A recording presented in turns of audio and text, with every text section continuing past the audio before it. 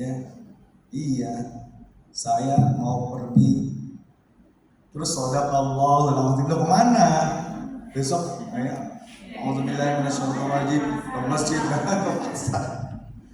Nah itu lebih lagi. Tapi kalau kafe masih agak-agak lumayan aman kalau misalkan agak-agak mendesak cari di kafe gitu. Tapi cuma kalau ideal tadi hitam. Nah ini kita terbitkan tuh. Ada jaiz. Jaiz itu gini. Jaiz itu dia kualitasnya tuh antara tam dengan kafi. Jadi ini kan tanda-tanda kafi, tam, jaiz, hasan itu kita acuannya kitab waqaf walidah yang ulama buat. Nah ulama buat ini ada khilaf antara temanya itu masih nyambung atau subtemanya gitu. Nah ini jaiz. Ada di belakang ada, tenang aja. Nanti kita kirim ke sini insya Allah. Ada. Itu ya, nanti kita lanjutkan. Terakhir, tanda saket atau saktah. Walaupun sebenarnya gini, saktun itu lebih umum, saktah itu lebih khusus. Mungkin kalau yang pernah belajar bahasa Arab itu ada isim ma'rifah, isim nakirah. Ya, isim ma'rifah itu yang dia teridentifikasi. Contoh misalkan kita buku sudah jelas belum?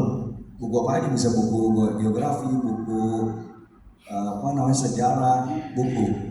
Tapi kalau sudah disematkan Alkitab, berarti bukunya itu udah teridentifikasi. Ini loh. Jadi secara umum begitu. Kalau yang ma'rifat yang sudah diketahui bentuknya, porsinya itu ada apa? Ada alnya. Wal asr innal insana lafi khusr. Ya enggak? Innal insana lafi khusr. Khusr atau al khusr? Khusr kan? Jadi kerugiannya tuh unlimited, gak jelas, tanpa batas, yang gak perhatian sama waktu. Satu lagi, misalkan di surah Al-Insyirah, fa inna ma'al usri yusra. Inna ma'al usri yusra. Bayang nggak? Nggak kebayang. Bayang tuh? Yang ada alnya mana? Nah, al-usri yusronya ada nggak? Nggak ada. Jadi begini. Kalau ini Masya Allah nih ayatnya, kalau mau sukses jalanan ini ayat luar biasa. Jadi kita punya pembayaran yang ketiga, alat pembayaran yang ketiga. Yang pertama uang tunai, uang cash, kan gitu ya, mau umroh pakai uang cash gitu. Yang kedua uang virtual, transfer ya, non banking, GoP, macam-macam lah tuh. Yang ketiga kita bisa bayar, kita bisa jadikan alat pembayaran dengan tabungan jiwa namanya di ayat ini. Misalkan saya umroh Ramadan sekali, satu umroh itu semua dibayarin. Saya nggak perlu bayar uang cash, tapi ada yang bayarin gitu. Itu tabungan jiwa tuh. Kok bisa? Ada caranya. Bisa ayat ini. Coba perhatikan nih. Saya buka ini.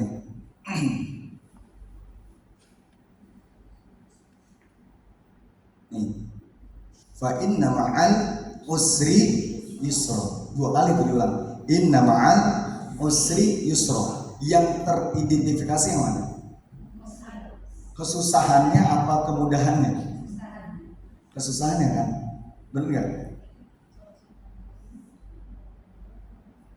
Solusinya tanpa batas, nggak terduga-duga. Jadi begini, kalau mau kita banyak hal yang nggak terduga, kebaikan, kemudahan itu, maka dari sekarang kita sudah terbiasa merencanakan kesusahan. Loh, ini kalau ngerti Quran benar. ini Ustaz kok merencanakan benar. Merencanakan kesusahan. Ini al-usr itu udah jelas tuh kesusahannya tuh. Pakai ma'rifat. Al-usr. Jenengan kesini susah nggak? Direncanakan nggak? Direncanakan loh. Waktu, tenaga, pikiran. Al-usr itu sebenarnya. Kita mau sehat, pagi-pagi kita mau mantap bugar, setiap pagi itu harus jogging dulu. Itu saya rencanakan pagi, ketemu ya tadi. Itu untuk apa? Untuk bugar. Susah nggak melawan pagi-pagi itu buat anjep? Susah. Tapi saya rencanakan untuk dapat yusro nanti itu. Maka dari sekarang itu biasakan merencanakan kesusahan. Ini mau belajar bahasa Arab mumtaz, mau itu kita harus rencanakan tuh. Wah harus ini ngafalin 500 mufrodat, ini mau kaidah. Itu susah itu. Masuknya jangan alergi dengan bersuara. Memang begitu nanti user tuh dapat kebaikan yang tanpa batas. Iya. Pemimpin-pemimpin kita mulai dari Soekarno itu orang yang biasa merencanakan kesusahan, menguasai bahasa ini enggak. Coba lihat sejarahnya. Kalau nggak harus tulang dibanting-banting itu. Nah itu Quran sebenarnya bicara tuh. Fa inna ma'al usri, didahulukan itu. Ya kalau bab balagho, bab sastranya itu sebenarnya dia harus di belakang tuh. Ini kalau pakai runtutan narasi yang normal itu sebenarnya inna yusra ma'al usri, harus begitu. Gitu harusnya. Itu yang normal. Inna yusra ma'al usri. Tapi nggak mau Allah begitu. Allah maunya tuh inna ma'al usri. Ente rencanakan dulu tuh. Anda rencanakan dulu tuh kesusahannya tuh. Harus teridentifikasi sesuai dengan kita. Nanti kan la yukallifullahu nafsan illa wus'aha. Jangan over juga menyesuaikan diri kita. Ya. Mana yang harus kita rencanakan kesusahan? Tadi itu Ustazah, unsur jiwa 3. Apa itu? Hawa. Jasad hawa tadi kan. Kemudian apa tadi? Jasad ruh itu komponennya. Unsurnya ada 3. Qalb, hati, akal, satu lagi apa? Hawa. Nah, itu tuh yang harus direncanakan kita optimalkan. Bagaimana tuh? Hati berarti apa? Kesan kita wiritan maksurah misalkan pagi sore gitu. Itu buat merencanakan hati kita nih buat banyak kemudahan. Ya fisik kita, hawa kita bagaimana nih? Ya jangan semua dilahap, makan sabar. Semua mainin tiap bulan saya rencanakan kesusahan saya Pak, bekam. Next month harus apa? Fasdu. Kalau nggak gitu HB saya rusak, nggak kontrol. Itu direncanakan, sakit. Lagi kalau fasdu tuh jarumnya lebih gede, lebih besar daripada jarum donor. Donornya udah gede tuh, yang fasdu lebih besar lagi tuh, yang bener gitu. Itu sakit bener. Tapi kalau nggak saya kayak gitu, ya HB saya sering naik di atas 17. Nah ini kemarin aja kok bisa drop, saya juga belum tahu tuh. Jadi kelingan gitu. Nah, berarti sekarang merencanakan sesuatu untuk memacu HB ini biar bisa normal. Buat apa kemudahan? Semakin 3 ini kita kuatkan, maka itu yang dinamakan tabungan jiwa. Nanti Allah berikan kan. Misalkan gak usah jauh-jauh ya, saya dari rumah saya ke Pasar Beli biasa jalan. Karena kita ada tabungan jiwa, ya kita baik dengan orang, amal soleh segala macam. Ustaz mau kemana? Gitu ya, ditawarin dia ikut. Kalau naik gojek lumayan juga, kan ada yang bayarin sebenarnya. Itu apa? Tabungan jiwa itu. Nah itu banyak hal ya yang nantinya bisa kita tadaburi ya terkait tadi kita jaga makna tuh. Siap merencanakan kesusahan? Siap. Siapa nggak mau dapat kemudahan yang tanpa batas? Masya Allah. Dan Allah nggak tahu kapan itu diberikan. Seru itu, nikmat. Oke, kita lanjut. Dari sini udah aman? Gak ada pertanyaan? Sabta ada 4 ya, Saktar 4 ya, di khusus di Thoriq Syatibiyah. Nanti Thoriq yang lain ini di sini kebanyakan dibacanya dengan idroj. Namanya apa? Idroj. Idroj itu lawannya saktah. Idroj tulisan gini. Jadi nanti jangan disalahin orang baca gitu. Idroj. Idroj lawannya saktah. Jadi bacanya kalla barrona gitu. Jadi tanpa sakta, karena tanpa sakta nggak berhenti, berarti ketemu roh jadi idgham. Kalla barrona ala qulubihim wa qila marraq ay wajan qayyima. Dan secara periwayatan itu lebih banyak yang diakses ya. Syatibiyah 4 tempat dia ada sakta. Kalabal rona, berhentinya nggak boleh lama-lama ya, nggak boleh gini kalabal rona ala qulubihim, itu waqaf itu nanti. Nah, jadi nggak boleh lebih dari 2 rakaat. Kurang itu khilaf di antara para aimatul qurra.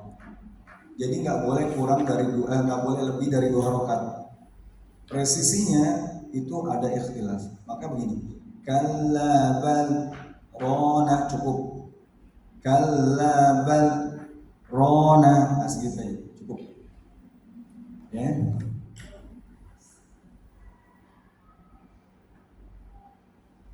Oke, lanjut. Materi 19. Huruf bertasydid.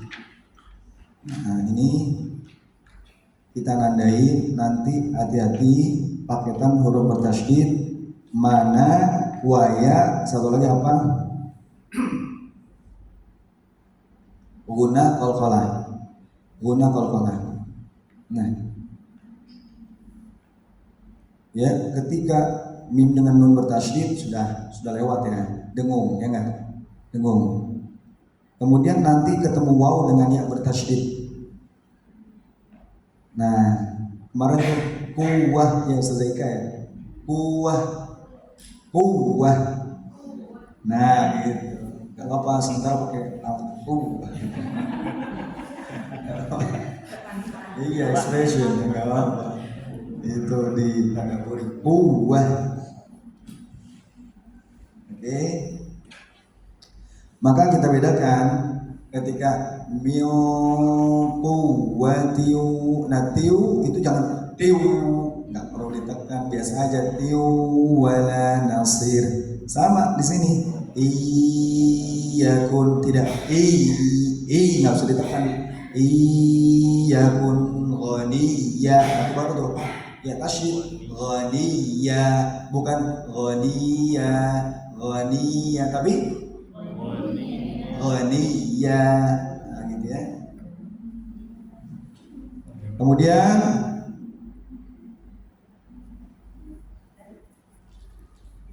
catatan terakhir mohon dipahami betul-betul, ditekan ya, ditekan ketika waqaf kalau bertasydid, kecuali dia punya sifat guna atau qalqalah. Jadi begini, azabun mustaqir, no, azabun mustaqir. Nah gitu, mustaqir. Kenapa kok ditekan? Ada yes? Ya ada tasydid. Itu dia. Ya mustaqir, bukan mustaqir, tapi mustaqir. Wabilun faqal. Namun kalau dia ini bertasydid, tapi dia punya karakter, punya sifat qalqalah atau guna, nggak perlu dihentakkan. Contohnya bi kalimatin fa'atammahun, cukup, jangan digentak. Nah, nggak boleh gitu, apalagi sampai manduk gitu ya. Fa'atammahun, no. Kenapa? Cukup dengan guna kita tahu itu tasydid.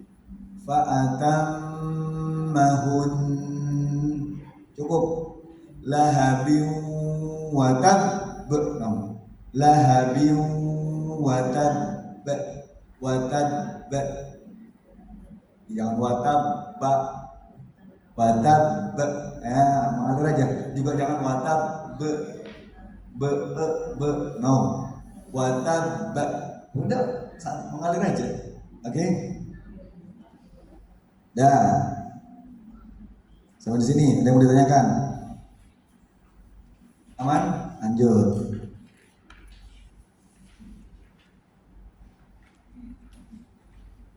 Materi 20. Huruf syiddah.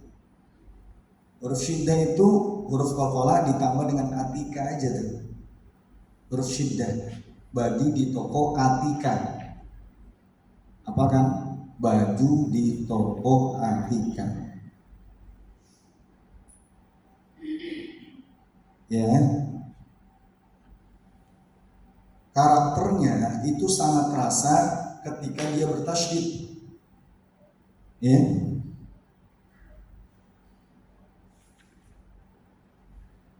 ketika dia bertasydid, apa yang dirasakan ataupun bersukun juga bisa.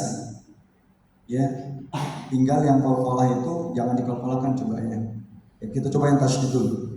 Ya, Rabbukum, coba sama-sama. Rabbukum. Nah, syiddah ada yang tahu lawannya sama? Syiddah, rokhawah. Ya. Syiddah lawannya apa? Halo. Supen. Kan sih? Rokhawah ya? Ya rokhawah. Jangan ragu-ragu. Syiddah lawannya apa? Rokhawah. Wa bainahuma, dan diantara syiddah rokhawah bainiyah tawassut. Ya tak? Syiddah lawannya siapa? Rokhawah. Diantara syiddah rokhawah bainiyah atau tawassut. Nah, tiga ini kita nandai, ini bacanya sudah fasih belum ya? Dengan yang tiga sifat ini itu sangat terlihat ketika sukun atau tasydid. Kenapa? Karena kaitannya syiddah rokhawah bainiyah itu kaitannya dengan apa? Aliran suara, aliran atau tertahannya suara. Ya. Contoh misalkan hamzah a kita sukunkan, ba misalnya pakai ba, coba ba, suaranya berhenti nggak? Coba jangan diberhentikan, bisa nggak? Nggak bisa. Itulah syiddah. Jadi dia terkunci di belakang makhraj ba. Nah gitu. Ba, nggak bisa dilanjutkan suaranya. Nah itu syiddah begitu karakternya. Ya. Rob nggak bisa. Itu jadi takaluf. Rob bukum. Ya. Apalagi jim, jirat, ya. Al-hajj, hajj. Ya. Lawannya rokhawah. Suaranya apa? Begitu sempurna melewati makhraj. Kalau tadi syiddah itu terkunci di belakang makhraj. Suara terkunci itu di belakang makhraj bibir. Ba dari tenggorokan, ba muncul, nggak bisa keluar, ba selesai. Nah tadi hampir rata-rata ketika baca Al-Fatihah nih, perhatikan ya, huruf dhad itu syiddah atau rokhawah? Huruf dhad, walau dhalin, dhad itu syiddah atau rokhawah? Syiddah itu bagi di toko Atika. Syiddah atau rokhawah? Rokhawah. Gak antara syiddah atau rokhawah. Jangan nanti kita lain lagi tuh babnya. Ya, kita lagi membicarakan aliran suara atau tertahan. Maka dot itu suaranya mengalir atau tertahan? Mengalir. Kenapa? Rokhawah. Maka kalau kita belum fase itu, ketika dot walad dhalim itu ada suara kosong, nggak boleh. Ghairil maghdubi alaihim walad do. Nah itu kan putus tuh suara. Berarti jadi syiddah dia. Pastikan nggak boleh ada suara kosong. Walad, lah macet Ustaz. Berarti belum pas. Kalau macet itu berarti masih syiddah. Dia santai, rokhawah, mengalir. Bagaimana? Ghairil maghdubi alaihim walad tuh walam do bukan do nggak boleh ada suara kosong, dia rokhawah. Makanya nggak boleh ghairil maghdubi alaihim walad do, putus suaranya. Harus apa? Alaihim walad do tuh. Ya, jangan putus. Apa tadi itu? Enggak ya, nanti diulang-ulang videonya nah. Ya, saya kirim. Ya, sama semua. Ghairil maghdub, nggak ada g, nggak ada magdubi. Dia rokhawah ghain, ya nggak? Bukan baju di toko Atika. Maka nggak boleh mik muk, berhenti langsung. Berarti syiddah. Harus apa? Rokhawah mil mu ghairil maghdubi, jangan ada putus suaranya dengan du. Maghdubi nggak boleh, maghdubi rokhawah. Gitu ya.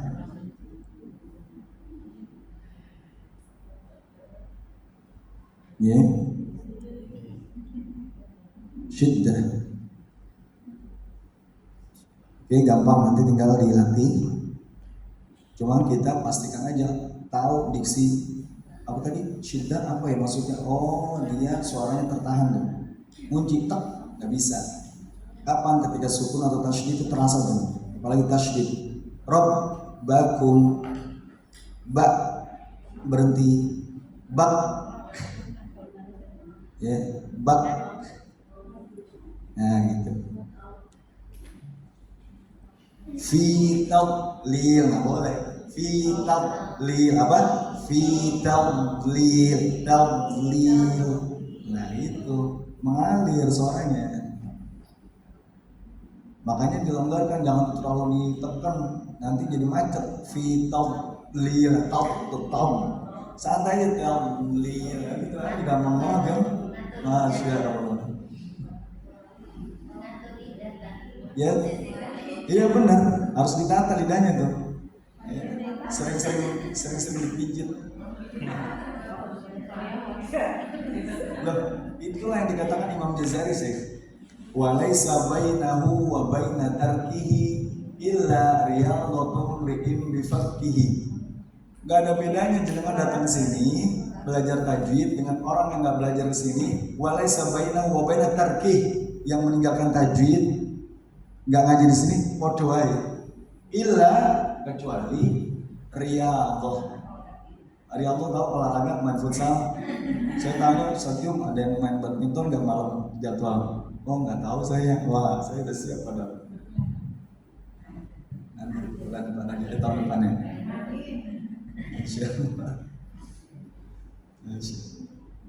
Riyadhah itu kalau siapa yang nggak pernah main badminton misalnya gitu ya, atau main futsal atau main volley atau apa gitu, yang belum pernah terus main gitu, besok jarang nggak? Jarang gitu. Sakit, nggak mau bangun itu.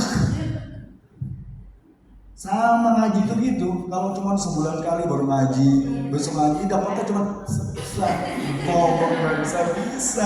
Karena riyadhah itu harus rutin. Ini kalau otot mau jadi ya harus rutin. Lidah itu mau tertata ya harus rutin riyadhah. Gitu loh.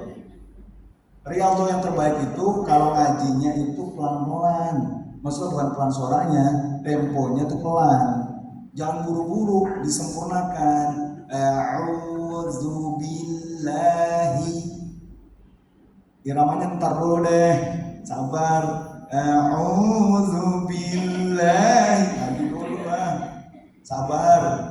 Fokus dulu makhraj sifat. Gak apa-apa. Tapi kita kejar dulu benernya tuh. Ya, gitu ya. Insyaallah, alhamdulillah. Lanjut, matsilah. Oke, matsilah. Matsilah nandai